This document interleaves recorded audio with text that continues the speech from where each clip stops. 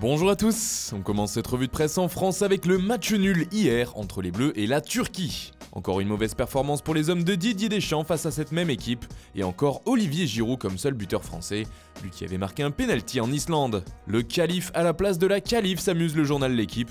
Côté turc en revanche, le match nul et l'égalisation un partout sont fêtés comme s'il s'agissait d'une victoire. En témoignent ces scènes de joie en une de Photomax ce mardi. Toujours en France, l'autre grosse nouvelle, c'est la nomination de Rudy Garcia au poste d'entraîneur de l'Olympique lyonnais. C'est la surprise du chef pour le progrès. Alors que Laurent Blanc faisait figure de favori, explique le quotidien régional, Jean-Michel Aulas et Juninho ont choisi l'ancien coach de l'OM pour succéder à Silvinho et prendre les rênes de l'OL. La nouvelle fait également les gros titres de la Provence qui se régale de ce choix et fait dans le jeu de mots. Garcia au pays de Guignol, écrit le journal. On part maintenant en Espagne où la Roja va jouer sa qualification pour l'Euro 2020 du côté de la Suède. Il suffira d'un match nul pour que la sélection ibérique n'obtienne son billet. Un point est rêvé, résume ainsi Marca. Même son de cloche en une de As, à un point de la Coupe d'Europe, titre le média espagnol, qui rapporte également une déclaration du sélectionneur Robert Moreno. Je veux obtenir 3 victoires pour être tête de série, a-t-il expliqué.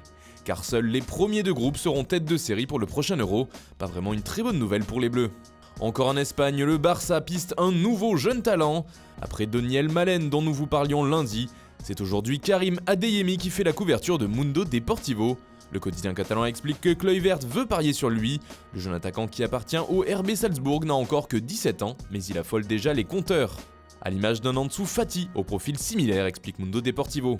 Le chef du centre de formation approuve son transfert qui devrait coûter environ 8 millions d'euros au Blaugrana.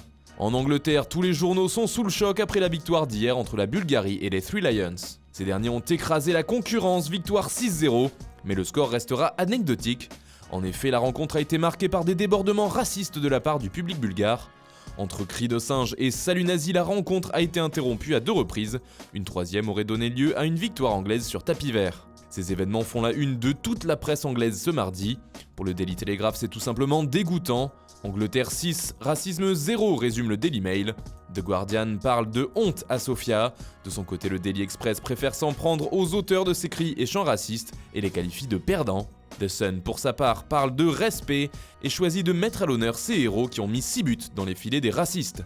Enfin, on termine ce tour de la presse par le Portugal qui jouait aussi un match de qualification pour l'Euro. Les Lusitaniens n'ont pas réussi à prendre le dessus sur l'Ukraine, défaite 2-1 pour les joueurs de Fernando Santos. Avec ces 3 points, leur adversaire du soir est directement qualifié, et oui, l'Ukraine finira première de son groupe devant le Portugal. Seul point positif de la soirée, Cristiano Ronaldo a marqué sur penalty, inscrivant son 700e but en carrière, tout simplement historique, comme le rapporte Abola. De son côté, Record note aussi cette réduction du score par CR7, mais cela reste un réveil tardif pour le quotidien portugais. Le record de Ronaldo fait également grand bruit en Italie, l'attaquant de la Juve fait ainsi la couverture de la Gazzetta dello Sport qui lui rend hommage. CR toujours, écrit le quotidien transalpin. Voilà, c'est tout pour ce matin, bonne journée à tous, on se retrouve très vite pour une nouvelle vidéo sur Foot Mercato.